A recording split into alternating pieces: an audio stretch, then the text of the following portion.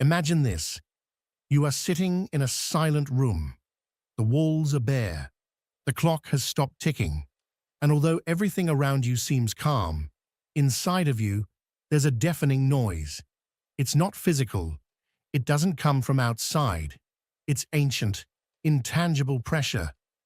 A persistent echo that you can't trace back to a specific moment, but it's always there. Like an invisible weight, your soul has been dragging for centuries. A burden that nobody else can see, but that you feel every second of every day. You've read all the books about money. You've repeated affirmations. You've taken courses, followed step-by-step systems, drawn mental maps, tried every strategy out there. You've pushed yourself beyond exhaustion. You've said yes when every fiber of your being screamed no. You've settled for crumbs, hoping the universe would eventually reward your obedience with abundance. But it never came. Not really. And the most frustrating part is, you don't know why. You did everything right. You followed the rules. And still, inside, you feel broken. Maybe you can't even put into words what you feel. All you know is that every time something good seems to be getting close, some part of you pushes it away. You sabotage it. It's not loud. It's not obvious. It's a whisper, barely audible, that says, "You're not enough. You don't deserve this. You weren't born to have so much." And you obey, not consciously, not rationally, but energetically. You step back. You shrink. You self-sabotage. You hide. And the cycle repeats itself again and again. Now listen carefully. What if the real issue was never about money? What if the true obstacle isn't your bank account, your skill set, or your environment, but a deep, untreated wound buried in your soul? What if, from the deepest part of your being, you are the one rejecting the prosperity you claim to desire? Not because you're unaware, but because you're unconsciously loyal to your pain. Carl Jung, one of the deepest explorers of the human psyche, once said, "Until you make the unconscious conscious, it will direct your life, and you will call it fate." And what if this so-called fate, the bad luck, the lack of opportunities, the injustice, is nothing more than a mirror reflecting a part of your soul that's been broken for a long time? A part that from a very young age learned that love hurts, that success is dangerous, that being seen is unsafe. A part that was wounded and never learned to trust again. And so, year after year, you built an identity based on survival.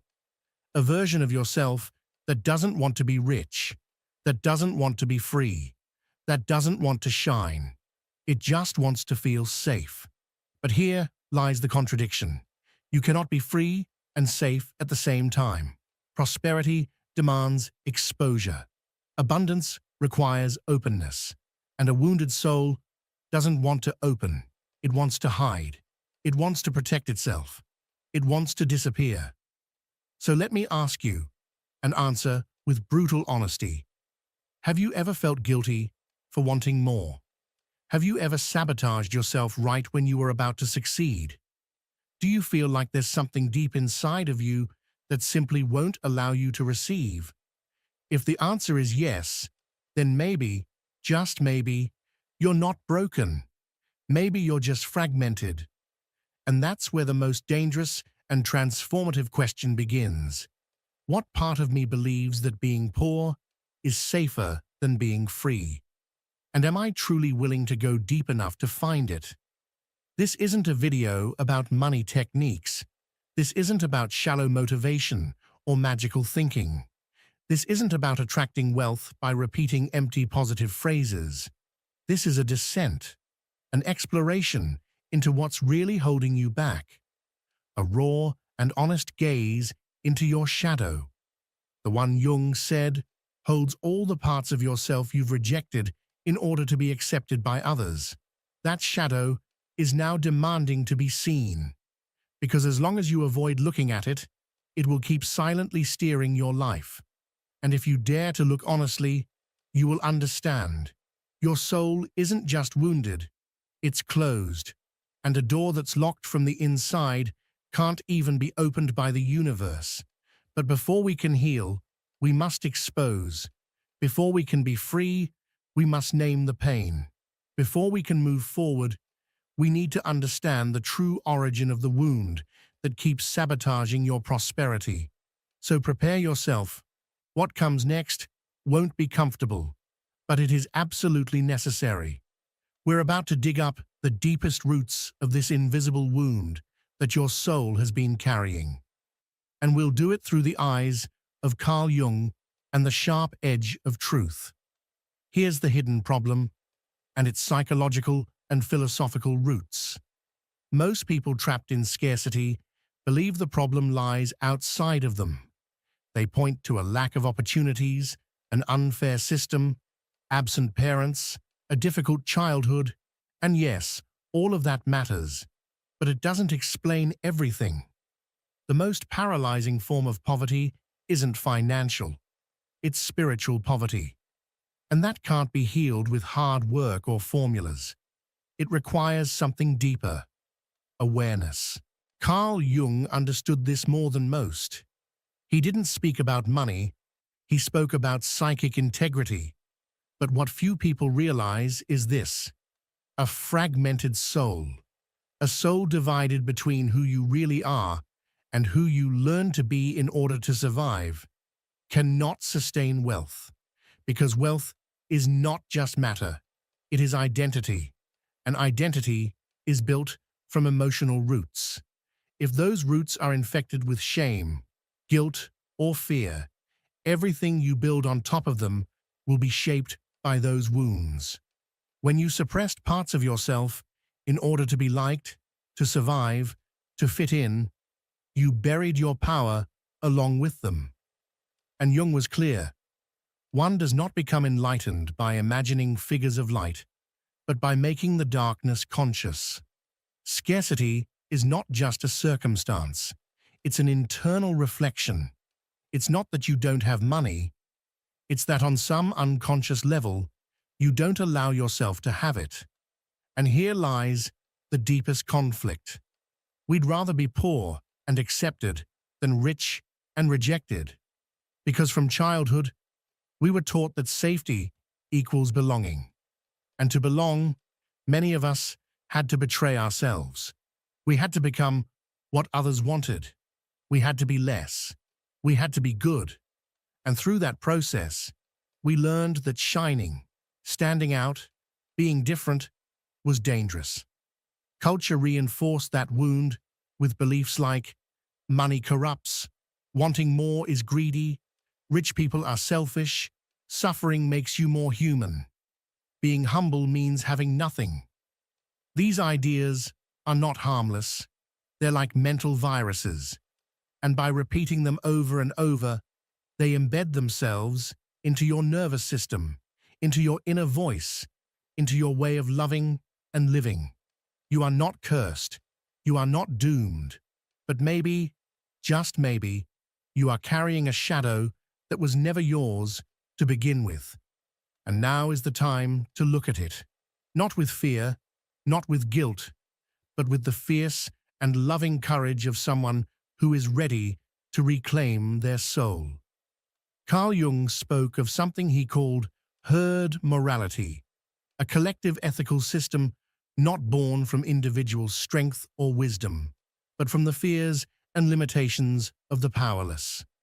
It was a morality designed to keep people small, docile, and within the bounds of sameness. In this system, mediocrity becomes the standard, and anyone who dares to rise above it, who dares to be extraordinary, is met with suspicion, judgment, and alienation. In such a world, excellence itself is treated as a threat. Standing out becomes not an act of courage, but a kind of betrayal. And so, we learn to shrink ourselves, to stay invisible, to conform. The tragedy is that this herd morality doesn't just govern the world around you, it infiltrates your mind. It disguises itself as your own thoughts, your own voice.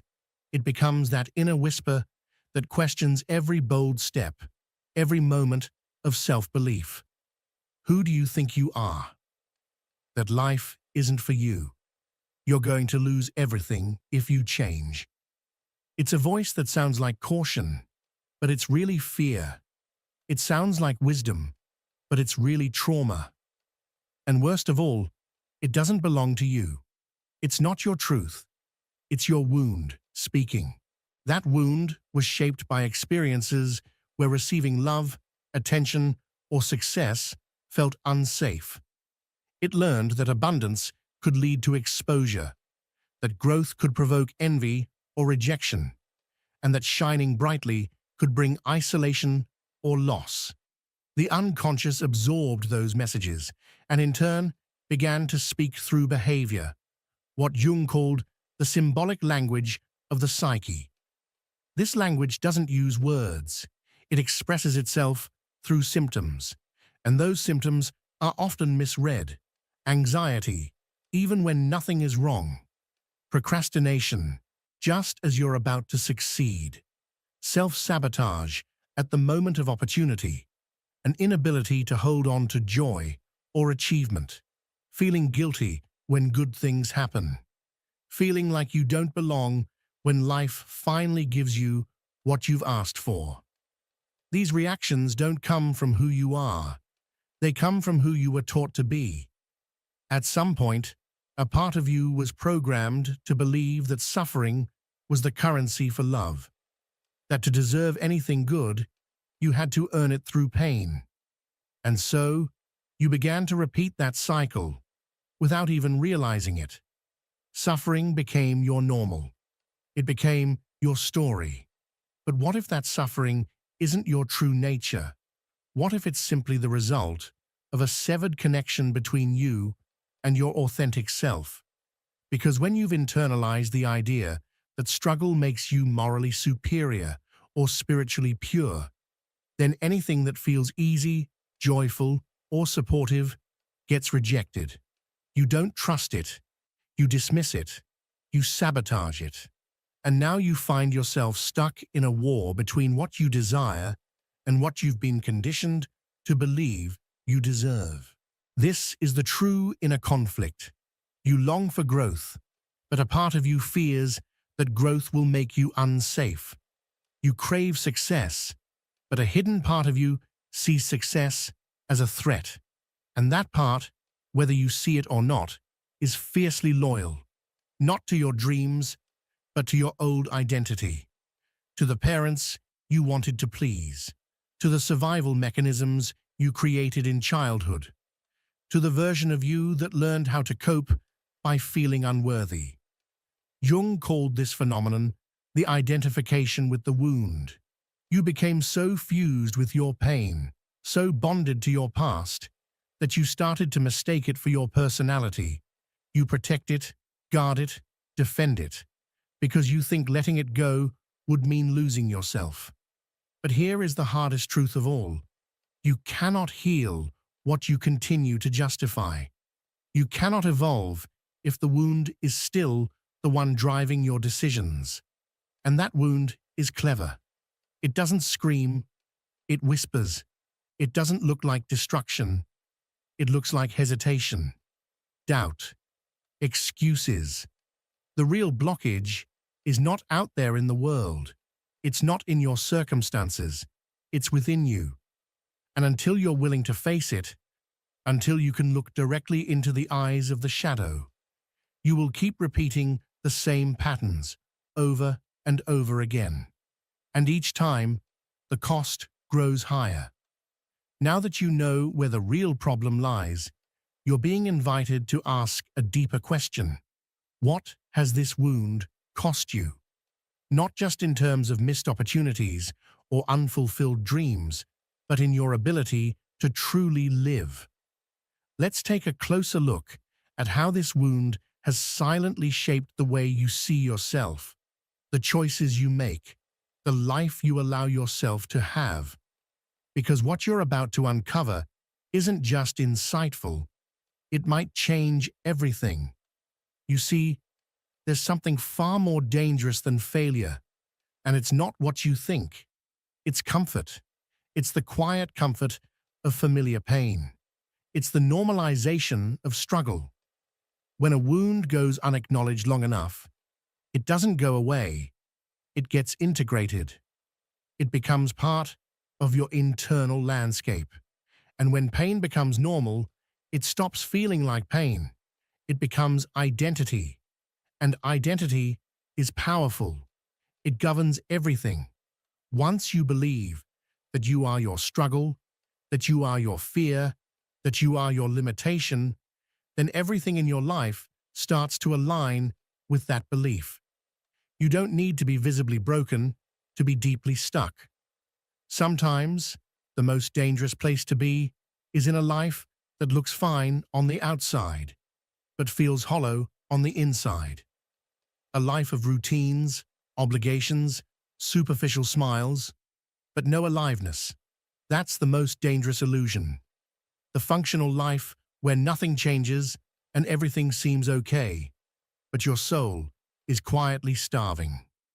And the most painful part, it's not that you're being denied abundance, love, or success. It's that you've been conditioned to push it away. The unhealed wound doesn't just block your material blessings. It sabotages your ability to receive anything that expands you. It steals your capacity for joy, intimacy, trust, and growth. And it does this not through dramatic explosions, but through subtle symptoms: hesitation, guilt, disconnection, numbness. These symptoms don't shout. They blend into the background of your existence. They become part of the story you tell yourself about who you are. And eventually, they feel so familiar, so constant, that you stop questioning them. But deep down, something in you knows this isn't how it's meant to be. Life was never supposed to feel like a prison sentence. Your soul was never meant to live in exile from your own power. And the moment you recognize that your inner resistance isn't your enemy, but your oldest wound crying out for your attention, you begin the journey back to yourself. Not the self shaped by fear or survival, but the self that remembers its worth. The self that can receive love without guilt. The self that knows that thriving is not selfish, it's sacred. This is the turning point. Not when you fix the outer world, but when you reclaim your inner one. When you finally see the wound, not as your identity, but as the signal that it's time to come home to who you truly are. First, you become addicted to survival. At first glance, it might seem like you're striving for a better life, pushing yourself to grow, evolve, and improve. But in reality, what's happening deep beneath the surface is that you're trapped in a cycle that never lets you breathe. A cycle where hyperproductivity becomes your identity, where self-demand becomes your compass, and where exhaustion is mistaken for progress.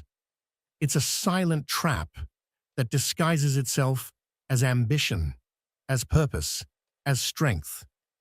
But the truth is, you're not chasing your dreams, you're running from your fears. You see, at some point along your journey, your body learned that being calm was dangerous. It learned that stillness meant vulnerability, that peace was not safety, but exposure. Maybe because in those quiet moments, the things you've buried start to surface. The wounds, the memories, the emptiness. So instead, you run. You run not because you're free, but because you're afraid to stop. And every time you try to rest, anxiety creeps in like an unwelcome visitor, reminding you that silence is a threat, not a refuge. So you keep going. More tasks, more goals, more noise. You stack achievements like armor. You fill your days with deadlines, your nights with obligations, your mind with endless checklists. And yet, With all this movement, there is less and less life. You are everywhere and nowhere at the same time. You are present, but not alive. You are efficient, but not fulfilled. You are productive, but you're not at peace. And your soul, your weary, broken soul, no longer knows how to rest in the quiet. It has forgotten how to simply be, without the pressure to perform, or improve, or prove something. It doesn't know how to exist without the constant hum of urgency, without the background noise of needing to do more, be more, achieve more. The silence becomes unbearable because it reveals the void, and in that void you feel lost. And yet, it is only in that silence where true prosperity can begin to grow. Because real abundance doesn't arrive in the noise. It doesn't thrive in chaos. True prosperity, deep, lasting, soul-level prosperity, only takes root when your inner world is a place of calm, when the silence inside you is not an enemy, but a home, when you can sit with yourself in stillness and feel whole, when the noise outside no longer dictates your worth, and the silence within no longer feels like a battlefield. Only then can you begin to live, not just survive. Only then can you stop running and start becoming. Not more, but enough. Not faster, but deeper. Not louder, but truer. That's where the real life begins. Second, you lose the ability to receive. This isn't something that happens overnight or something we consciously choose. It's a slow, almost invisible process that unfolds deep within us, often rooted in unresolved pain. People who carry emotional wounds often become givers by nature. They give endlessly. Their love, their time, their energy, even their resources. They pour themselves into others with intensity, with devotion, with a kind of desperation to be needed, to be accepted, to feel worthy. But when the moment comes for them to receive, when someone offers them kindness, generosity, affection, or even recognition, they shrink, they recoil, they feel awkward, unworthy, out of place. Sometimes they deflect the gesture, downplay it, or even sabotage it entirely. And it doesn't just happen in relationships. At work, they might undermine their own progress, hesitate to speak up, or withdraw from opportunities that could elevate them. They unconsciously push away the very things they desire the most: love, success, support. But why? What's truly happening beneath the surface? Deep down, there's a belief, often hidden even from themselves, that receiving is equivalent to taking advantage, that accepting something good means a debt must follow, a punishment must come. They've internalized a dangerous equation, that pleasure must be paid for with pain, that joy is always the prelude to suffering. This emotional programming doesn't come from nowhere. It's the emotional logic of a wounded child. A child who learned early on that love was conditional, that moments of happiness were short-lived, always followed by disappointment, criticism, or harm. That child, still frightened, still vigilant, still hurting, becomes the invisible force steering the adult's life. Every time something good appears, that inner child pulls the brakes. Be careful, it says. Don't trust it. It won't last. You'll get hurt again. This is why healing and self-awareness are essential if you truly want to evolve. You don't just need a vision board or affirmations. You need to rewire your internal system to receive the reality you say you want. Otherwise, you'll unconsciously repel it, not because you don't deserve it, but because a part of you doesn't believe it's safe to hold.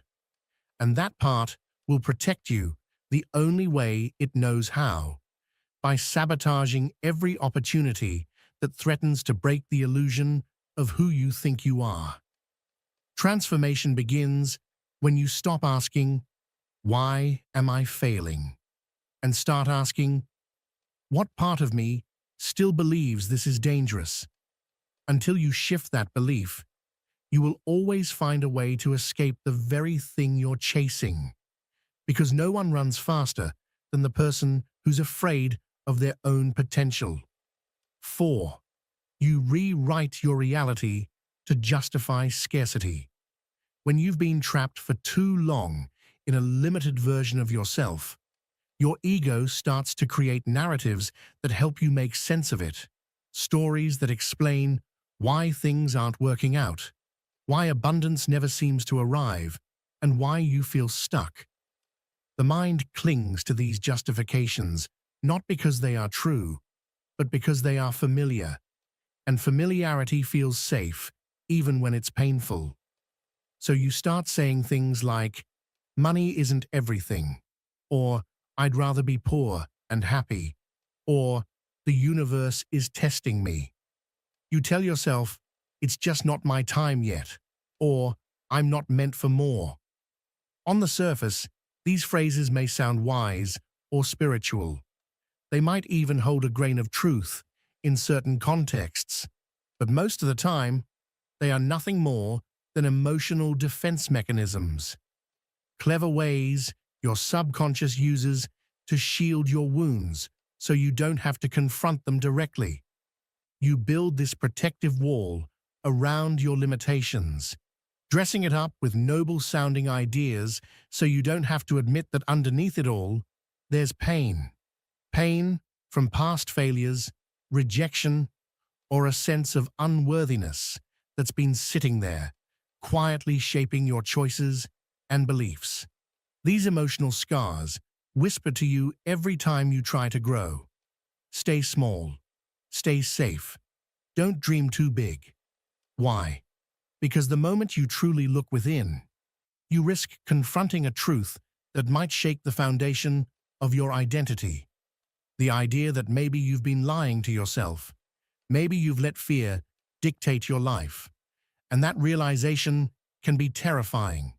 It feels like stepping into the unknown with no map, no guarantee, just vulnerability. It feels like ripping away the only armor you've ever known. But here's what most people don't realize. While looking inward might hurt, living on autopilot hurts more.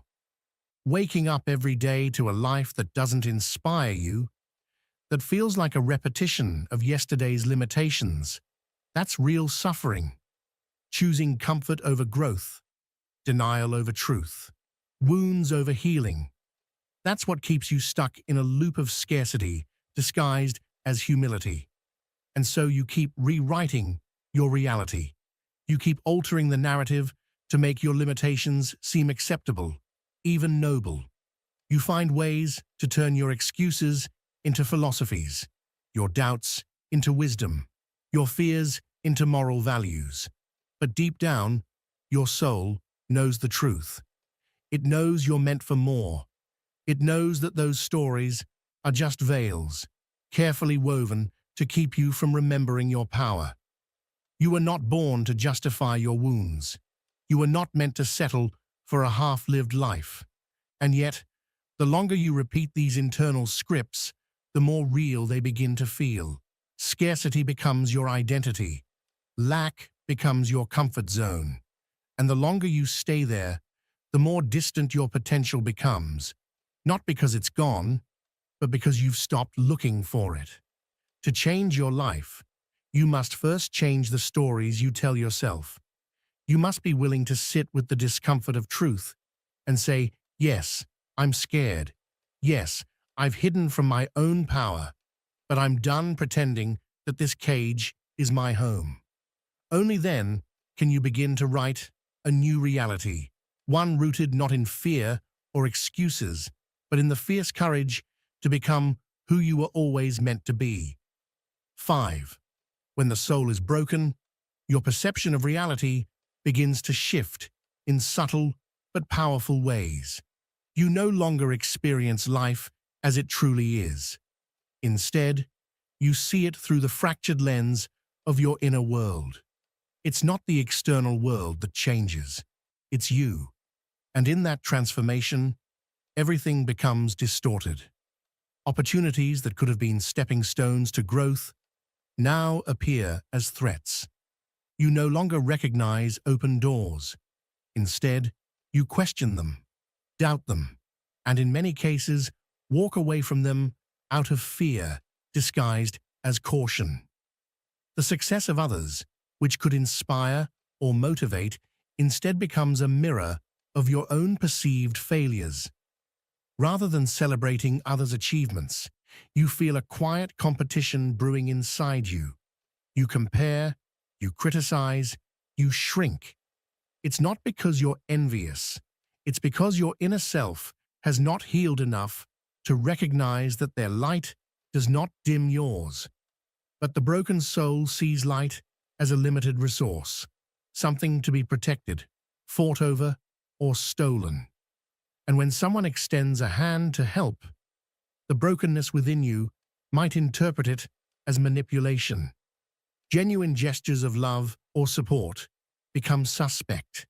You analyze motives, you assume the worst, you build walls that keep the very healing you crave at a distance. Trust in this state feels impossible. You question sincerity. You become hypervigilant, always waiting for the hidden cost, the unspoken condition, the trap beneath the kindness.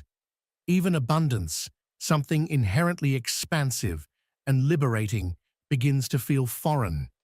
It doesn't matter if the universe places blessings directly into your hands. Without the capacity to receive, nurture, and trust what arrives, it all slips away like water through your fingers.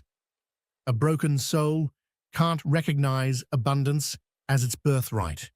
Instead, it sees it as luck, as fleeting, or as something meant for someone else. And so, you self-sabotage. You push it away.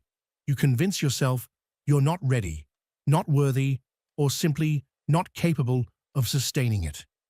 This is why no matter how much the universe gives you, be it love, money, opportunities, relationships, peace, if your inner structure is not realigned, if your inner world remains fractured and clouded by past wounds, none of it can last.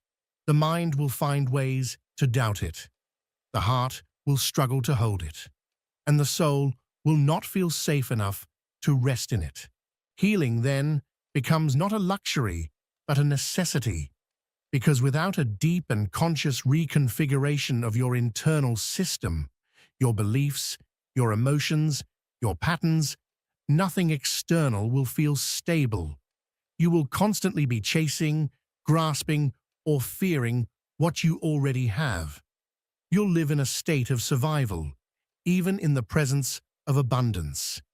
This is one of the most devastating symptoms. You're living beneath your true potential. You settle for what you don't want. You justify a gray, uninspiring life just so you don't make anyone uncomfortable. Carl Jung said that shame is a lie taught to keep us obedient, and as long as you believe that shining is selfish, you'll keep dimming your light so others don't feel uneasy around you. But in that darkness, you're not just hiding, you're losing yourself. These are the invisible consequences of an unhealed wound. They're not punishments, they're reflections. They're the symbolic language of your soul screaming at you, you're not living your truth. That's why you can't sustain abundance. But this isn't where your story ends. Because if you've been able to recognize these consequences, that also means you're capable of changing them.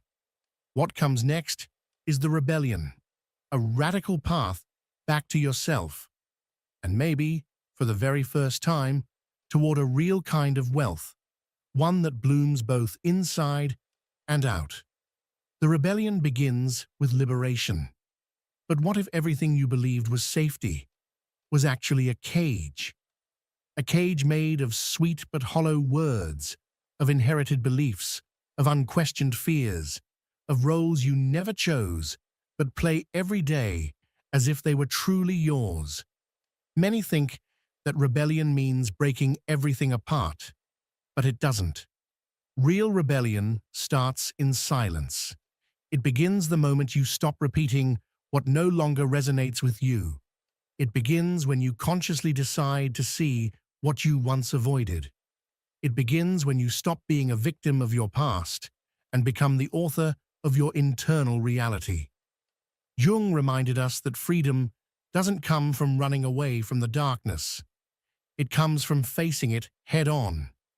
And that's exactly what you're going to do now. The first act of rebellion is to name the unnameable. Anything you refuse to name controls you. That's why the first real step toward abundance is to name the wound, not from a place of complaint, not from victimhood, but from brutal awareness, the kind that looks in the mirror and says, "Here is my fear. Here is my shame. Here is what I have not yet healed." As long as you deny it, it will have power. As long as you hide it, it will choose for you. The second act of rebellion is breaking free from unconscious loyalty. Many people remain stuck in scarcity out of loyalty to their parents, their community, their past selves, to a misguided idea of humility or spirituality. But Jung reminded us that growing up often means betraying the expectations of those who didn't dare to evolve. It means honoring your lineage by transcending it. Becoming your best version is not a betrayal.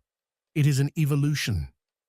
The third act of rebellion is rewriting your inner narrative.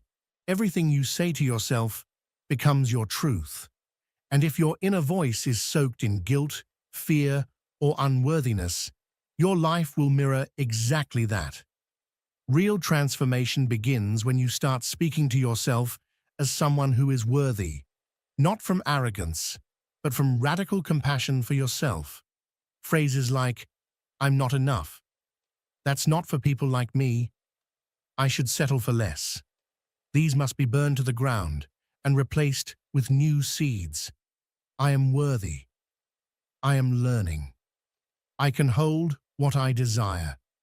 Not because you've achieved everything already, but because you've finally decided to stop abandoning yourself. The fourth act of rebellion is learning to receive, and this is one of the hardest ones, especially for a wounded soul. Receiving requires vulnerability. It means opening your heart, understanding that pleasure doesn't need to come with pain. It means accepting that life also wants to give to you, not just take from you. Start with the small things. Say thank you for a compliment without deflecting it. Accept help without feeling weak. Celebrate your victories without fearing what others might think. Receiving is a spiritual act. It's a way of telling the universe, "Yes, I'm here. I'm ready." The fifth act of rebellion is reconnecting with your body. Your body holds the emotional memory of every wound. Thinking differently is not enough. You must feel differently too. Walk differently. Breathe slower. Be present in your chest, your back, your belly. Expand your posture. Let the tears flow. Scream if you must. Embrace your shadow physically. Your body is the temple where your soul lives. And if your body is closed, your abundance will be too. The sixth act of rebellion is guarding your energy as if it were gold, because it is. Your attention, your time, your words, these are spiritual currency. If you waste them on complaints, on drama, on comparisons, or on judgments, you'll have no energy left to create what you truly want. A healed soul learns how to say no. No to what drains you. No to what manipulates you. No to what no longer resonates with you. And in that no, a sacred space is born. The space for the yes that changes everything. The seventh act of rebellion is honoring your desire without guilt. Your desire is sacred. It didn't come into this world to be repressed, hidden, or silenced. It came to guide you, toward your expansion. Stop believing that to desire is to be selfish. The real selfishness is to deny your soul out of fear of making others uncomfortable. And now you know. Rebellion isn't about chaos. It's about returning home to yourself. It's about breaking the spell of smallness, about opening the gates you once shut, about breathing fully, living loudly, receiving with joy, and walking this earth not as someone broken, but as someone reborn. Carl Jung once said that the individual who dares to be whole, despite being rejected, despite making others uncomfortable, is the one who truly transforms the world. Because they did not come to please, they came to remind others of what they have forgotten about themselves. And that simple truth carries immense power. The path of wholeness is not one of comfort, but of awakening. It is the journey of those who no longer seek validation, who no longer shrink themselves to fit into a mold designed by fear, shame, or conformity. And then something remarkable happens. When you stop begging, you begin to choose. When you stop dimming your light to keep others comfortable, money stops being a source of anxiety. When you choose your soul above all else, life responds, not with fleeting rewards, but with a deep, enduring abundance. Not the kind that comes from surface-level achievement or external applause, but the kind that grows from within, from the roots of your being, from your body, from your emotions, and from an integrated soul that no longer denies any part of itself. Now that the rebellion has begun, this quiet but powerful revolt of the self, there remains only one step, the final revelation, the supreme truth that gives meaning to every chapter of your journey. Prepare yourself, because what comes next has the power to change you forever. The ultimate realization. What if everything you've been seeking out there has always been waiting silently within you? What if prosperity was never meant to be a destination, but a natural result, and not a result of grinding effort, but of deep reconciliation with yourself? For years, you've tried to change your life, but maybe it wasn't your life that needed to change. Maybe it was your relationship with your own wound. That's the uncomfortable truth. Your soul didn't break because of failure. It broke because it was taught that it didn't deserve to receive. And that wound didn't come from weakness. It didn't come from being unworthy. It came from being conditioned to believe that love had to be earned through sacrifice, that life had to hurt in order to have meaning, that dreaming too big was dangerous and reckless. But that programming, that belief system, is not your essence. It's just a mask, an adaptive mechanism you built to survive in an emotionally hostile world. And now that mask is dissolving. And yes, that hurts, but it also liberates. Jung was right. What we deny in ourselves shows up outside as fate. Scarcity is not a punishment. It's a mirror, a reflection of how much you are still denying yourself, of how much you remain bound to a story that no longer defines you, of how many times you've said yes out of fear and no to what you truly deserve. Here is the final revelation. You cannot be rich while remaining loyal to your pain. You cannot be free if your soul is still waiting for permission. You cannot receive the new if you are still clinging to the wounded version of yourself. Because prosperity is not an economic goal. It's a state of openness. It's the energy of someone who no longer needs to hide or pretend or beg for approval. It's the frequency of someone who has embraced themselves fully, with all their shadow, their past, their truth. That is true wealth, to fully inhabit yourself. But such embodiment requires a kind of death, the death of the old narrative, the death of the broken self, the death of the character who has merely survived but never truly lived. And yes, that death is terrifying, because it demands you step out of the familiar, that you walk alone for a while, that you lose approval in order to gain truth.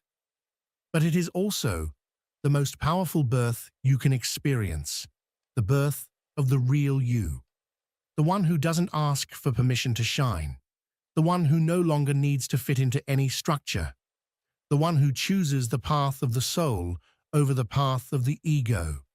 So what is the final step? It's not doing more. It's not pushing yourself harder. It's not becoming a more productive version of yourself.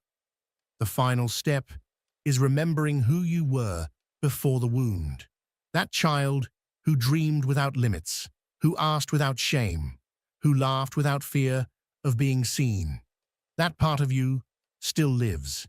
It's still there, waiting for you to return, to look at it with compassion, to whisper, "You no longer need to protect me.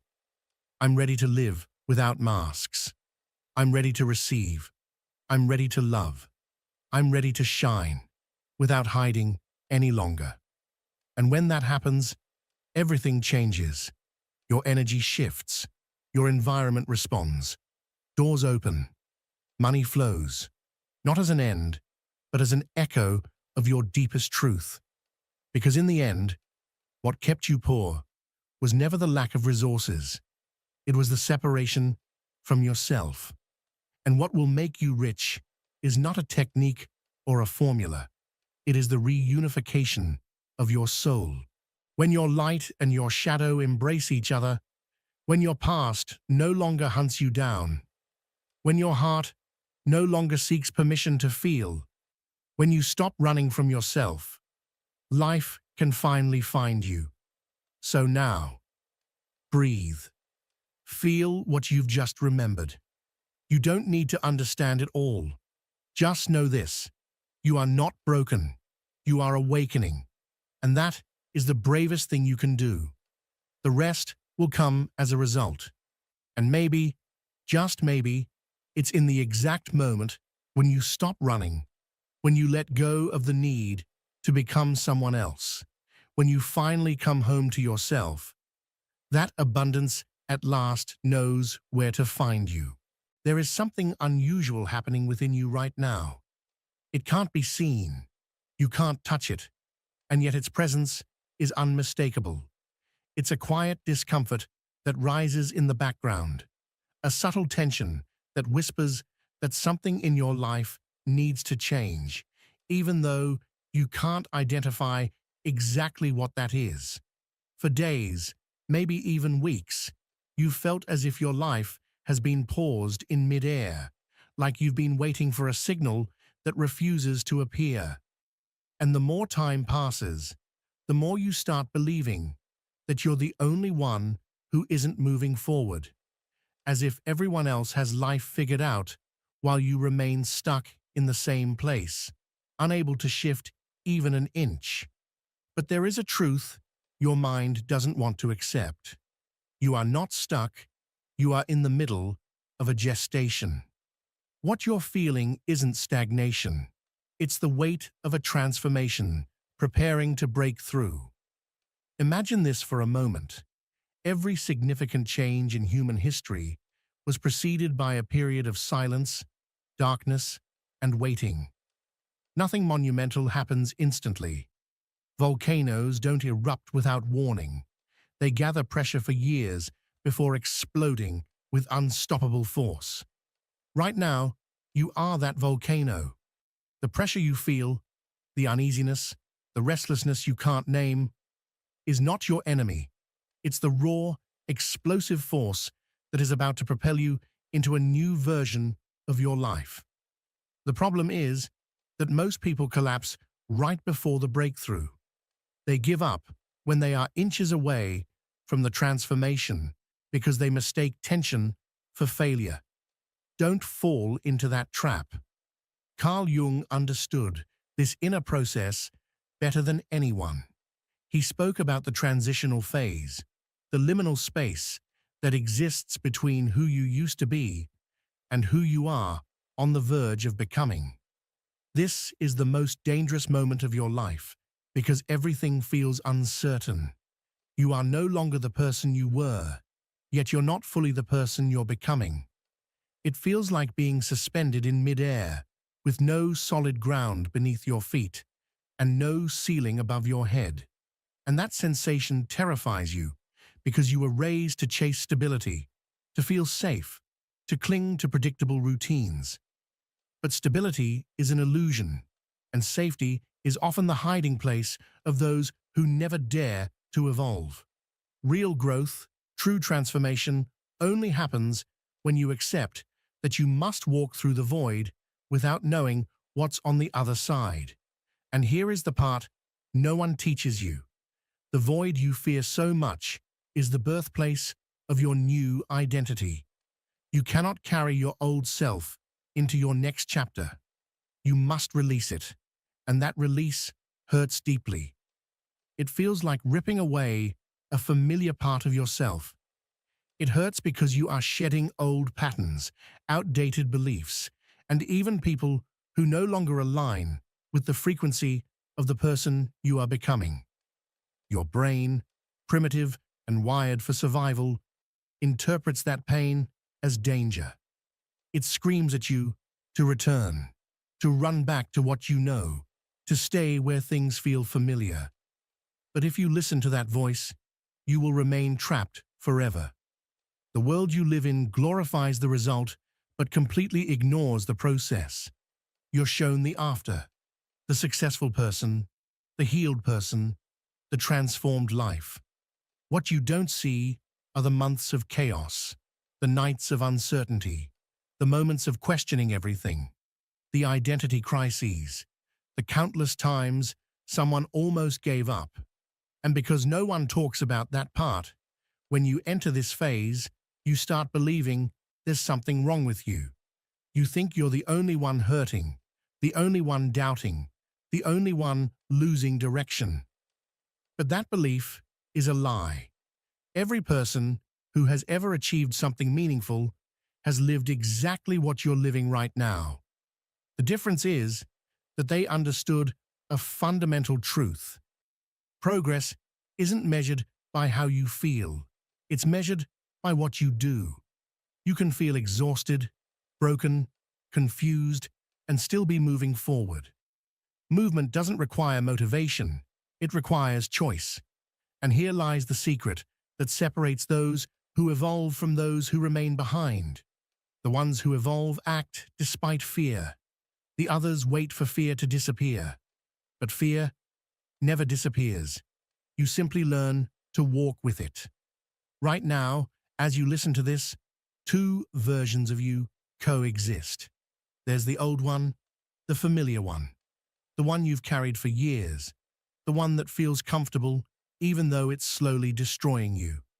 And then there's the new version, the emerging one, the one you can't quite see yet, but that you already feel taking shape.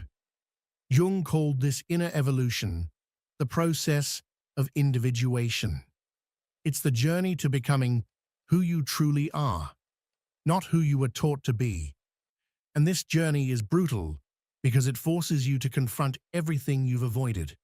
Your fears, your shadows, your failures. It demands that you look directly at the parts of yourself you've buried for years. Most people run away from that confrontation. They prefer to live on the surface, maintaining the illusion that everything is fine. But you can't do that anymore, not after feeling what you're feeling now. Ignorance is no longer an option once you've tasted the discomfort of awakening. And that puts you in a unique position. You are now being called to evolve or self-destruct. There is no middle ground. Your transformation is not a possibility. It's an inevitability. And the very discomfort you're experiencing is the proof that something extraordinary is being forged within you. The question is not whether you will change, but whether you will allow that change to happen or resist it until it breaks you. There is no middle ground. The in-between phase doesn't allow neutrality. Think of a snake shedding its skin. There is a moment when the old skin no longer serves its purpose, but the new one hasn't fully formed yet. In that fragile transition, the snake is exposed, vulnerable, and profoundly uncomfortable. Yet if it clings to the old skin, it dies. You are standing in that exact moment right now. You are caught in that space where what you once were no longer fits, and what you are becoming is still taking shape in the unseen. You can cling to what feels familiar and slowly wither away, or you can release what has already served its purpose and trust that the new layer of yourself is forming, even if you can't perceive it yet. The decision sounds obvious, but most people choose to cling to the past. Why does this happen? Because letting go demands faith, and faith is the most challenging act for a mind that has learned to trust only what it can grasp, measure, predict, or control. And this is where the psychological twist that changes everything begins. You do not need all the answers right now. In fact, if you had them, it would mean you're not evolving, you're only repeating. Real growth unfolds in uncertainty. It happens when you take a step without knowing where your foot will land. It emerges when you move forward, even though nothing guarantees your outcome. People assume clarity precedes action, but the truth is the exact opposite. Action creates clarity. You move one piece, observe what shifts around you, adjust what needs adjusting, and then you move another piece. That is the game of transformation. But within this process, there is a silent enemy working against you, and that enemy is your own mind. It has an extraordinary ability to sabotage you right at the threshold of breakthrough. It whispers that you're not ready yet, that you need more time, more knowledge, more certainty before beginning. And while it convinces you of these false requirements, days pass, months pile up, and you remain rooted in the same place. Freud called this inner force resistance, the psychological mechanism that protects you from change, because change is perceived as a threat. Your unconscious mind prefers familiar suffering over the uncertainty that comes with the unknown. So the real question is, how do you break this cycle? The first step is recognizing that resistance isn't going anywhere. You will feel fear every time you enter new territory. You will doubt yourself at the edge of every meaningful decision. Those emotions do not disappear. What changes is your relationship with them. You stop interpreting resistance as a warning sign and begin to see it as evidence that you are heading in the right direction. Because here is the truth. You only feel resistance when you are trying to grow. When you remain stuck in your comfort zone, resistance fades. What you experience instead is boredom, numbness, and a sense of internal emptiness. But there is no resistance there because nothing is evolving. Resistance is the price of evolution. Jung had a fascinating concept: the shadow, the part of yourself you have rejected, buried, denied, or simply refused to witness. And the shadow always makes its way to the surface. During the transitional phase, all your flaws, insecurities, and unresolved wounds rise up at the exact moment you are trying to move forward. This isn't a coincidence. This is the process revealing itself. You cannot build a new life on top of fractured foundations. You must face what you have been avoiding, integrate it, transform it, and allow it to become part of your strength. And that process is uncomfortable, painful, overwhelming, and at times heartbreaking. But it is necessary. The problem is that society has trained you to run away from discomfort. You are taught that if something hurts, it's bad. If something makes you anxious, you should avoid it. If something triggers conflict, you should escape from it. You are conditioned to believe that peace is the absence of conflict. But that is a lie. Real peace is the ability to stand in the middle of conflict without collapsing. It is the capacity to remain grounded in the midst of chaos. It is the deep knowing that pain is temporary, while transformation is permanent. Nietzsche expressed this perfectly. What doesn't kill you makes you stronger. But here's the nuance most people ignore. You only become stronger if you choose to learn from what hurt you. If you merely survive without integrating the experience, the pain served no purpose. Now let's talk about time, because that is another mental trap. You believe change should be immediate. You believe that if you start today, tomorrow, you should see results. And when you don't, you become frustrated, discouraged, and tempted to give up. But deep, structural change doesn't work that way. Transformation is cumulative and exponential. In the early stages, days, weeks, even months, you may see nothing. It will feel like pushing a massive stone that refuses to budge. Every ounce of effort looks useless, but every push counts. Every movement, even the invisible ones, builds momentum. And then there comes a moment when the stone finally begins to move. And once it moves, it becomes almost impossible to stop. The tragedy is that most people quit before reaching that moment. They grow tired of pushing without reward. They talk themselves into believing it's pointless.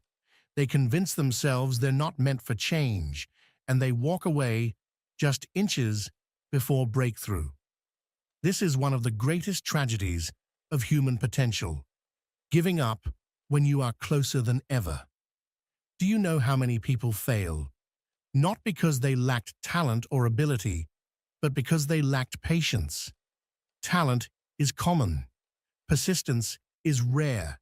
And persistence is not glamorous. It is waking up every day even when nothing has changed. It is pushing the stone even when your hands are bleeding. It is maintaining faith when everyone around you thinks you're delusional. And here is the part most people never understand. No one will validate your process. No one will applaud your subtle progress. People only notice you once you've reached the finish line, once the results are visible. But the months of darkness, the hidden battles, the silent nights filled with doubt, those remain invisible to everyone but you. And you must learn to accept that your journey will feel solitary, not because you are alone, but because no one else can walk your path for you. You can be surrounded by people, but the inner battle is yours, and yours alone. And that solitude is not a punishment. It is necessary. It is within solitude that you finally hear yourself. It is within that stillness that your deeper truth emerges. Jung spoke of the dark night of the soul, that moment when everything collapses, your identity, your beliefs, your sense of purpose, and that moment is not the end, it is the beginning. It is the death of your old self, so the new one can emerge. But when you are in the middle of that night, you don't see it that way. You only feel the void, the anxiety, the lack of meaning. And that is exactly where most people collapse, because they do not understand that the void is not the enemy. The void is the womb of transformation. You cannot fill something that is already full. You must empty yourself first. And this is the part no one explains to you. Change is not a single event. It's not one magical moment where everything suddenly falls into place. Change is a process made of tiny adjustments, micro decisions, steps so small they often feel irrelevant. But when those small steps accumulate, they create a transformation so powerful that it becomes impossible to deny. The mistake is waiting for the big moment, the divine revelation, the perfect epiphany, and while you wait for that, life keeps moving without you. But the person who understands that every day is an opportunity to move a single millimeter forward, that's the one who wins. Because 1,000 millimeters become a meter, and 1,000 meters become a kilometer, and eventually, almost without noticing, you arrive exactly where you wanted to be. Now think about this for a second. What are you waiting for? A sign? The perfect timing? That magical moment when you suddenly feel ready? None of that is coming. The sign is you making a decision. The perfect moment is this moment. And the truth no one wants to admit is that you will never feel fully prepared. Because complete preparation does not exist. There will always be something left to learn, something left to fix, a fear you haven't resolved yet. There will always be a reason to postpone. But the ones who get ahead are those who begin before they feel ready. They're the ones who jump without a safety net. They trust in their ability to adapt, to improvise, to survive. And here lies the paradox. The longer you wait, the more fear you accumulate. Fear multiplies in inactivity. But when you take action, fear shrinks, because action gives you information. Action proves to you that you can. Action exposes that the monster living in your mind is always bigger than the monster in reality. Most of the things you're terrified of will never actually happen. But the time you lose fearing them, that time is real, and you will never get it back. So what do you do with all of this? How do you use this understanding? First, you accept where you are. You don't fight the in-between phase. You embrace it. You understand it's temporary, but essential. Second, you stop measuring progress based on how you feel. Some days you will feel unstoppable. Other days you will feel like you've been shattered into pieces. Neither feeling defines your progress. What defines your progress is what you do. Third, you reduce the distance between thinking and acting. When an idea appears, move. When discomfort shows up, explore it. Fourth, this is crucial. Stop comparing yourself to others. Everyone has their own timing, their own rhythm, their own path. What works for someone else may not work for you, and what you need to learn may be something others mastered long ago. That doesn't mean you're behind. It means you're on your own timeline, and your timeline is perfect because it is yours. Fifth, surround yourself with people who have already walked through what you're walking through. Don't ask for advice from those who have never left their comfort zone. Seek guidance from those who failed, who fell, who rebuilt themselves. They understand the process. They won't lie to you by saying it's easy. They'll tell you it's worth it. And finally, remember this. The person you're becoming is not waiting for you somewhere in the future. That version is being built right now. Every decision, every action, every thought you choose is shaping that version. It doesn't magically appear after reaching a goal. It grows within you as you walk. The destination matters, but the journey is where the transformation happens. Because when you arrive, the achievement itself is not the most valuable part. The most valuable part is who you had to become in order to achieve it. There's a concept in psychology that few people truly grasp. Identity is fluid. You are not a fixed object. You are a constantly evolving process. And the in-between phase is where that fluidity becomes undeniable. It's where you can rewrite your story, redefine your limits, reconstruct your world. But to do that, you have to release your need for control. You have to accept that you do not know how all of this will end. And that uncertainty, as terrifying as it feels, is also liberating, because it means everything is possible. Think about butterflies. When they enter the chrysalis, their entire body breaks down. They become a kind of cellular soup. There is no caterpillar left. There is no butterfly yet. Only chaos. And inside that chaos, they reorganize and emerge transformed.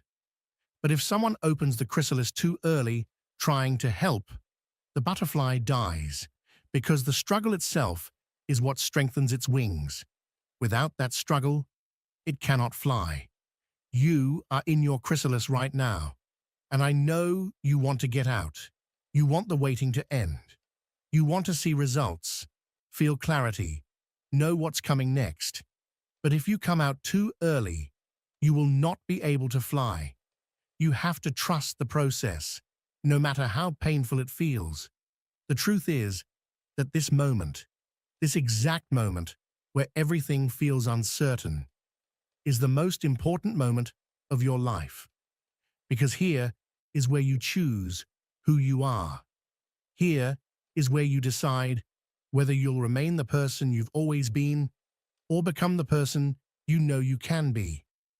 And that decision is not a one-time event. It's a decision you make every day, every hour, every minute. Every time you face fear and move anyway, you choose the new version. Every time you hesitate and freeze, you choose the old one. Jung said, "You do not become enlightened by imagining light figures, but by making the darkness conscious." And that's what you're doing now. You are dragging into the light everything you've avoided. You are facing your demons, integrating your shadows, turning your pain into strength. And that process is alchemical. It's not magic, it's work. Brutal, honest, raw work. But the outcome is a version of yourself that is unbreakable. A version that has seen the worst and remained standing. A version that knows it can survive anything, because it already has. So if you're listening to this, if these words resonate with you, it's because you're standing at the edge of a shift. You are right before the change. Everything you've lived so far has prepared you for this moment. And everything that comes next depends on what you do now. Not tomorrow, not next week, now. Because change doesn't wait. Change demands. And if you don't answer, the opportunity vanishes. But if you respond, if you take that step, if you decide that enough is enough, then everything shifts. Not instantly, but inevitably. And when you look back, when you're on the other side, you'll understand why it all needed to happen. You'll understand that the pain had purpose, that the confusion was clarity forming, that the chaos was the prelude to order. But right now, you can't see that. Right now, you only feel pressure. And that pressure is exactly what you need, because without pressure, there is no transformation. Without crisis, there is no evolution. Without death, there is no rebirth. So embrace where you are. Accept that it's uncomfortable. Understand that it's temporary. And keep moving. Because on the other side of this darkness is a version of you that is unstoppable. A version that no longer doubts. A version that knows. And that version is waiting for you. But you can only reach it by going through this. There are no shortcuts. There are no easy routes. There is only the path, and you are already on it. Now tell me something. Are you going to let this moment pass like all the others, or are you going to do something different? If these words moved something inside you, if they stirred something you can't quite explain, then don't just walk away. Subscribe to this channel. Turn on the notification bell. Because what's coming next goes even deeper. Every video I upload is designed to shake you awake, to remind you of who you really are when you stop pretending. I'll see you on the other side. Have you ever felt something shifting inside you? something rearranging itself without your conscious permission. The great psychologist Carl Jung understood that the path toward wholeness, what he called the process of individuation, is not an intellectual exercise. It is a visceral transformation, something that happens in the depths of the body and soul. Every profound change in your spirit leaves an indelible mark upon your physical being, because the body is the first witness, the first battleground where the subtle energies of transformation begin to unfold, long before the rational mind can even name them. Today, we'll explore 5 unmistakable bodily signs that your soul is preparing to release its old burdens, to let go of expired chapters, and to step courageously into a new stage of your existence. These are not symptoms of illness. They are messages, telegram-like whispers, from a psyche in metamorphosis. They are sacred hints in the grand map of inner alchemy, a process Jung regarded as the most profound and holy experience available to human beings. Closing a life chapter is, in essence, a symbolic death, a dying of what once was, so something new can be born. Jung described this as the necessary shedding of outdated layers of the personality, much like a serpent releasing its old skin. When the soul lets go of what no longer serves, the body reacts. It does so through sensations that often confuse or frighten us, but they are brutally honest. They are the body's language, raw, unfiltered truth, expressing what the mind cannot yet comprehend. These physical manifestations are not random. They follow an archetypal pattern, echoing across cultures and time. From our ancestors who sought omens in the stars to us, who now seek them in the hidden landscapes of our own being. In depth psychology, this passage is called a liminal experience, a state of being in between, standing at the threshold between who you were and who you are about to become. And in that sacred in-between, your body becomes the bridge between worlds, the living archive of your transformation. It carries not only the scars and memories of the past, but also the seed and promise of what is yet to bloom. The first and most common of these signs appears as a deep exhaustion, a fatigue that no nap seems able to heal. This is not the tiredness that comes from physical labor or routine stress. It is the weariness born of an immense inner labor that your unconscious is performing on your behalf. Jung observed that the unconscious becomes most active precisely when we are called to release old archetypes, old patterns of being that once gave us identity but have now become too small for the soul we are becoming. This kind of tiredness feels different. It seeps into your bones, clouds your thoughts, and even colors your dreams. It's as if your entire energetic system is being recalibrated.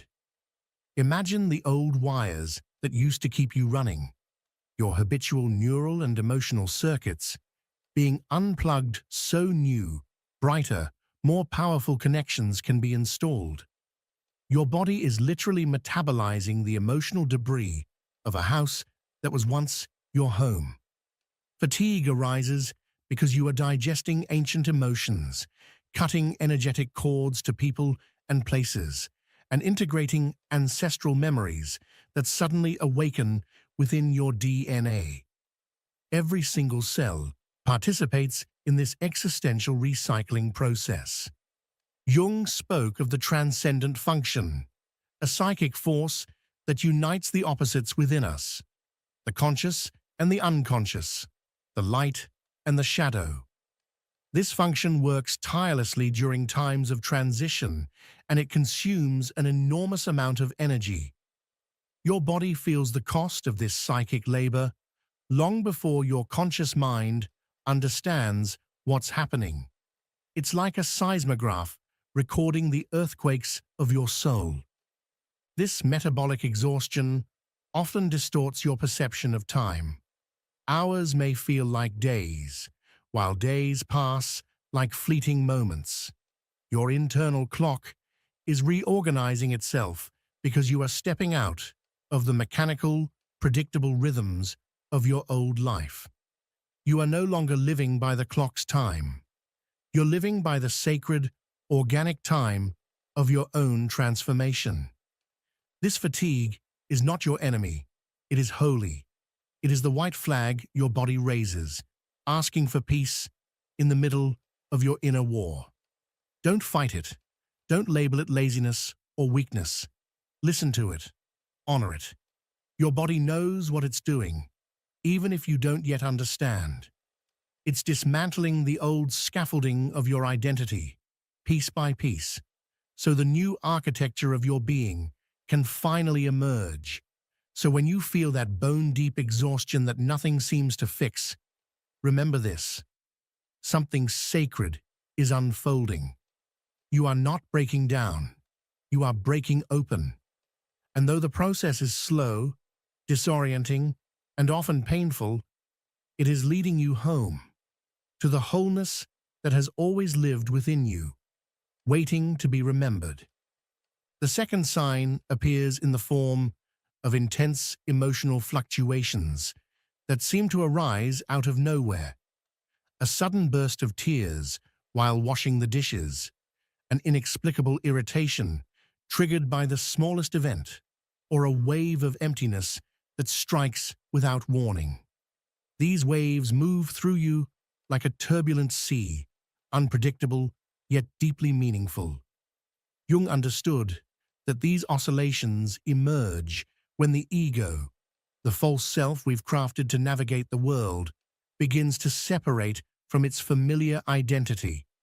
That mask, polished and reinforced over years of conditioning, starts to crack, and with it, the emotional structures that sustained it begin to collapse.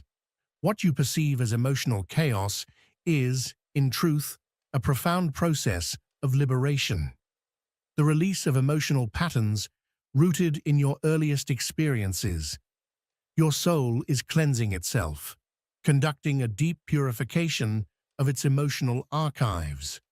And just as cleaning a wound burns before it heals, this process can be painful, raw, and disorienting. These fluctuations are echoes of disidentification, your psyche's way of breaking free from outdated emotional structures, beliefs, and roles that no longer serve your evolution. Each tear that falls carries away a fragment of an old identity, dissolving into the waters of renewal.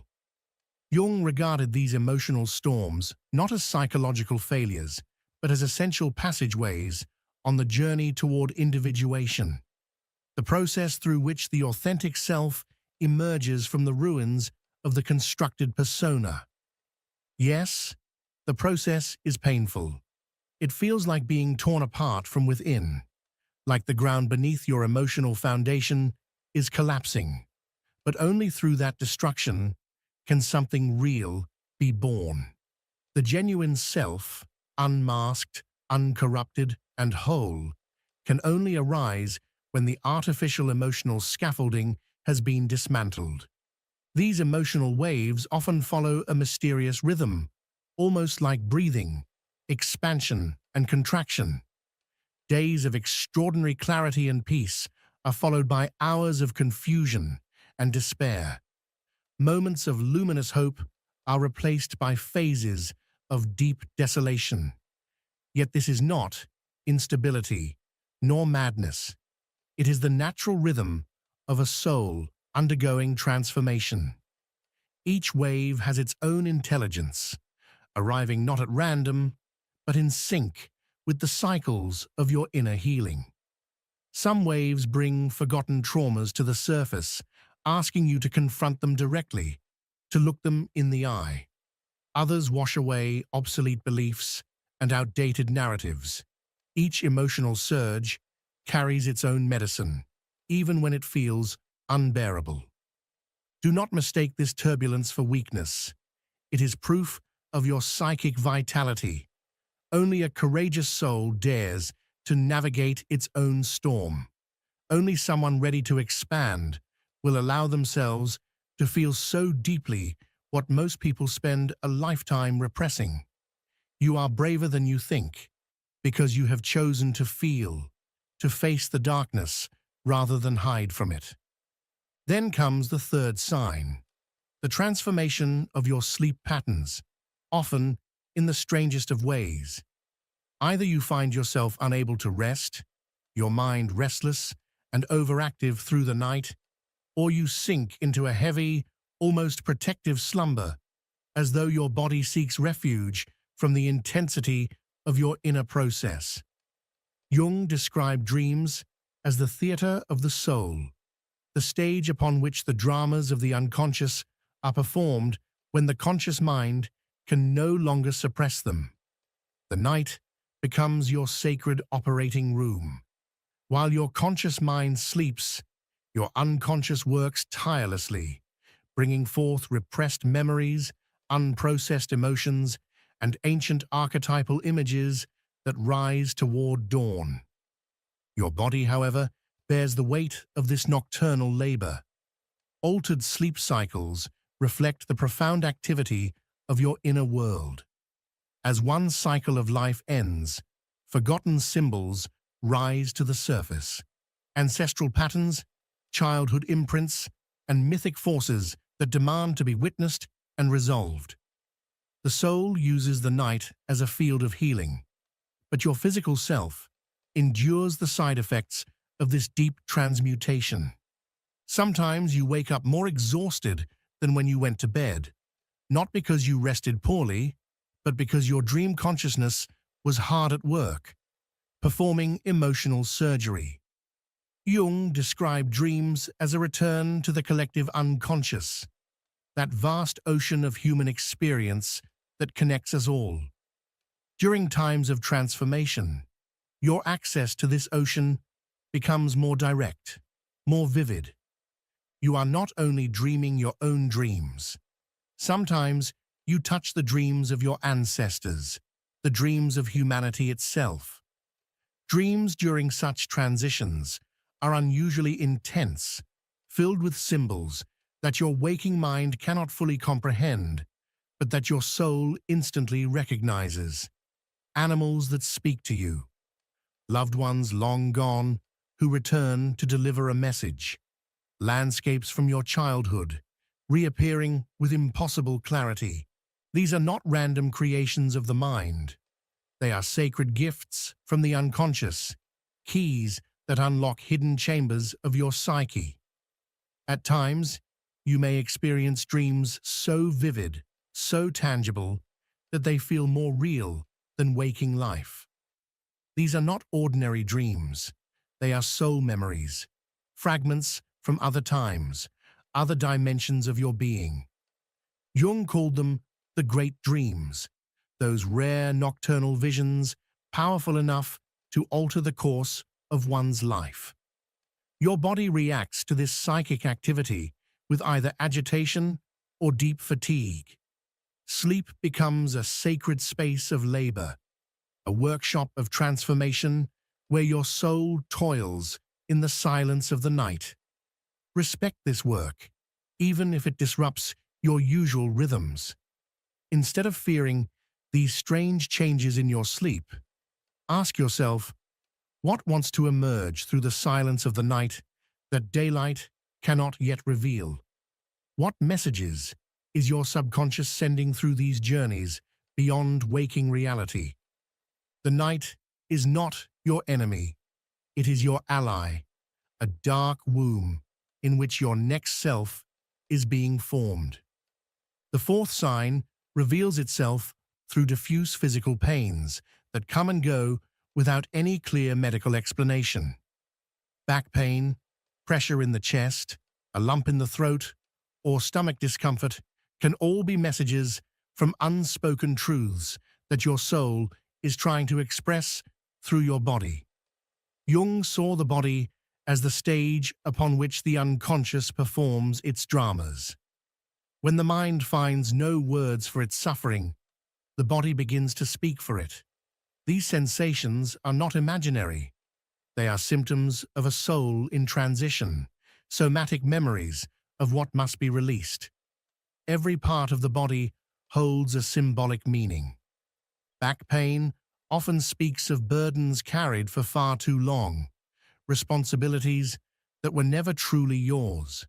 Tightness in the chest reveals emotions that were never allowed to surface, grief that was never mourned. Stomach issues suggest that there is something in your life you cannot digest, an experience, a relationship, or a truth about yourself. These bodily expressions follow their own ancient logic, a wisdom much older than our rational thought. They speak the language of symbols, that universal tongue Jung believed was the most direct path to the soul. Your body translates emotional tension into physical symptoms because it longs for you to finally pay attention. These sensations can also echo the pain of past generations. Ancestral traumas that were never healed may find a voice through your body. You carry not only your own wounds, but also those of your lineage. The cycle you are closing is larger than your individual life. Sometimes, pain emerges in body parts tied to certain stages of existence, the hands that held on too tightly, the shoulders that carried the weight of the world, the knees that bowed before what was unworthy. Every ache tells a story. Every tension hides a secret. Pain arrives in waves, sometimes sharp and piercing, other times dull and lingering, traveling through your body like a messenger, delivering different truths. Today, it's the neck, tomorrow the hips, the day after that, the heart. This pilgrimage follows energetic pathways that ancient wisdom has known for millennia. Your body is not broken. It is simply trying to translate a truth you have not yet dared to face. It is your most loyal ally in the journey of self-discovery, even when its messages are painful. Learn to listen to its language instead of silencing it. The fifth, and perhaps most disorienting sign, is the feeling of not belonging anywhere. You sense yourself as a stranger in your own surroundings, within your family, even among long-time friends. It's as if you're floating between two worlds. Jung would say, this is the necessary empty space, the in-between, where the true self can finally be born, free from the roles and expectations once imposed upon you. This estrangement comes from having released the old anchors, but not yet finding the new shore. It's a sacred transition, no matter how uncomfortable it feels. You are no longer who you were, yet not fully who you will become. You exist in the limbo of transformation, that space the ancients called Nepantla. Jung referred to this as the transcendent function in action. The ego, once defined by external attachments, work, family, achievements, loses its compass. What remains is the naked self, stripped of masks and disguises.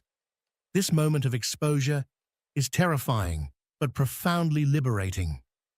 The distancing from familiar environments and relationships signals that you are expanding beyond former levels of consciousness. People and places that once held meaning suddenly feel shallow or irrelevant. This is not arrogance, it is inner evolution. You become more sensitive to energy. Crowds overwhelm you. Superficial conversations drain you. You crave silence, depth, authenticity. This shift in perception is a sign that your soul has refined itself.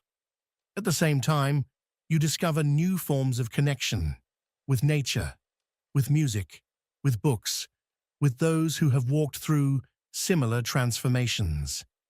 These new connections are unlike the old ones, deeper, freer from external conditions. You begin to realize that some exchanges no longer nourish you, Gossip and trivial talk feel like empty calories for the soul. You hunger for conversations about meaning, purpose, and the great mysteries of existence. That hunger marks the beginning of your spiritual awakening. The loneliness you feel is, paradoxically, a form of liberation. You learn to value your own company, to explore your inner landscapes. Silence becomes your teacher. Solitude becomes your companion. Don't rush to fill the emptiness. What is new can only arrive once the old has been fully released. This stage of feeling homeless is a necessary passage toward true belonging, the one that begins within yourself. You learn that real belonging does not depend on outer circumstances, but on the relationship you cultivate with your own soul. When you find yourself, you find your place in the world, but it will be a place unlike anything you've known before. During this transformation, your relationship with the past also changes. Old stories lose their emotional weight. Memories that once caused pain now feel neutral, even enlightening. You see the repeating patterns in your life, but no longer feel trapped by them. Forgiveness no longer comes from effort, but from understanding. You begin to view those from your past through different eyes, recognizing their own wounds and limitations. Anger gives way to quiet sorrow, and sorrow transforms into peaceful acceptance. You develop a new relationship with your own mistakes and weaknesses. They become teachers instead of judges. Every error was a necessary step toward your authentic self.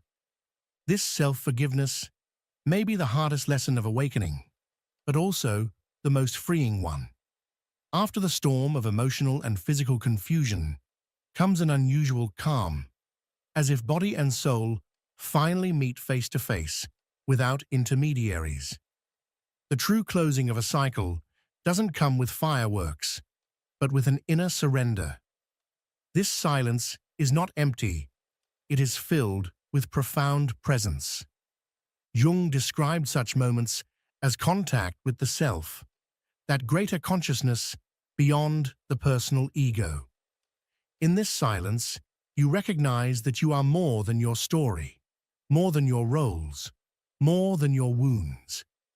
The noise of inner conflict fades. The constant dialogue between the different parts of your personality grows quiet. What remains is a clear, tranquil awareness that seeks no justification. You no longer need to explain yourself, not even to yourself. This silence is the birthplace of a new consciousness. From it arise new insights, new priorities, and a new way of living. You begin to realize that the transformation has already taken place, even though you never consciously directed it. Life itself has been your therapist, guiding you through every breakdown and breakthrough without asking for permission. In this phase of deep calm, a new kind of intuition begins to awaken within you, an inner knowing that doesn't need logic to validate it. You start sensing what is right without having to overthink it. Your body becomes a living compass, pulling you gently toward what nourishes your soul and quietly steering you away from what drains or harms you. You begin to trust your gut feelings, not as fleeting emotions, but as the language through which your deeper self communicates. You finally understand that healing doesn't mean returning to who you once were. It means becoming someone new, someone who has integrated their wounds instead of being defined by them. You carry your story, yes, but your story no longer carries you. The silence around you becomes a teacher, and through that silence, you begin to learn a new language, the language of presence.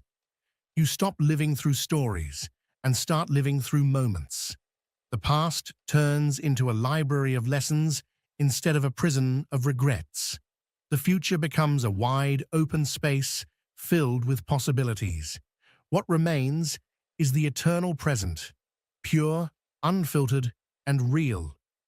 In this stillness, you touch something unchanging inside of you, something that has survived every transformation. Carl Jung called it the self. The Buddhists call it Buddha nature. The mystics call it the soul. It's that eternal core within you that can never be wounded, never die, never doubt. And here, in this space, the true awakening begins. You no longer feel the need to prove who you are, nor to fight against who you once were. Your soul recognizes when the circle has come full. Your body stops resisting. Your sleep finds harmony again. The pain softens. You look at yourself and realize you have changed. Not perfectly healed, but more complete. Not untouchable, but deeply aware. You haven't reached an end. You have finally awakened to what you have always been. The person who ended the old cycle is not the same one who will begin the new. Jung spoke of rebirth as the central theme of human development. Every ending, he said, carries within it the seed of a new beginning. Every cycle that closes is a small resurrection, a quiet chance to return closer to your authentic self. You have passed through the death of an old identity and emerged as someone new. This rebirth is subtle. From the outside, your life may look unchanged, but inside, everything has shifted. Your motivations are different now. Your priorities have rearranged themselves. Your relationships evolve in directions you couldn't have predicted. You develop a new relationship with time itself. Impatience gives way to a serene confidence that everything unfolds exactly when it should. You begin to think in cycles instead of straight lines. What feels impossible today may become obvious tomorrow. Your creativity awakens too, but not as an escape from reality. It becomes an expression of your expanded awareness. You start seeing beauty where once you saw nothing. You find meaning in the ordinary. Colors seem brighter, the edges of the world sharper, more alive.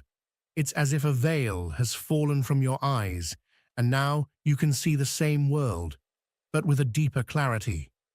The world begins to reveal its secrets to you, the ones that were always there, patiently waiting for you to notice. Your relationships shift as well. Some people drift naturally out of your life, while new ones appear seemingly out of nowhere. You attract those who vibrate at a frequency similar to yours, souls who speak the same silent language of growth and awareness. Superficiality fades, giving way to depth. Quantity becomes less important than quality. Without trying, you become a quiet beacon for others who are also awakening, others who are standing at the edge of their own transformation. Your metamorphosis becomes a gift to the world, even if you don't realize it. Transformation is never the end of the journey. It is the beginning of a deeper one. You've learned to listen to the language of your body, to understand the messages of your soul, and to surrender to the natural rhythm of death and rebirth that life constantly offers. Are you ready for the next chapter of your life? This new chapter will be unlike anything you've ever lived before. It will be built upon a deeper authenticity, a gentler self-acceptance, and a quieter strength. You will need to do less to be more. You will need to prove less to achieve more. You will discover that real power lives in silence, that real wisdom lives in not knowing, and that real love is found in letting go. These paradoxes that once confused your mind will now become living truths that your heart understands. The old cycle has ended, and the new one has already begun. even if you don't fully recognize it yet. Your body knows it, your soul feels it, and slowly, very slowly, your mind begins to understand it too. You are no longer the person you once were, and that perhaps is the greatest gift you could have ever given yourself. If you recognize these signs within you, share your experience in the comments. Let's explore together how these cycles of closure unfold in our lives. Subscribe to the channel to continue exploring the hidden languages of the soul and to walk deeper into this path of inner transformation. Remember, your awakening is not only yours, it is part of a much larger awakening, one that belongs to all of humanity.